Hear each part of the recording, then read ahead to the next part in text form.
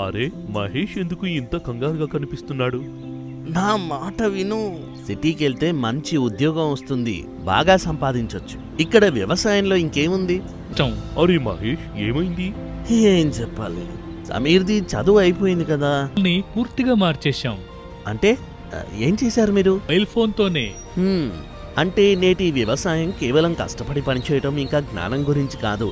అది గదా సంగతి. మొత్తానికి సరైన మార్గంలో వచ్చేశారు.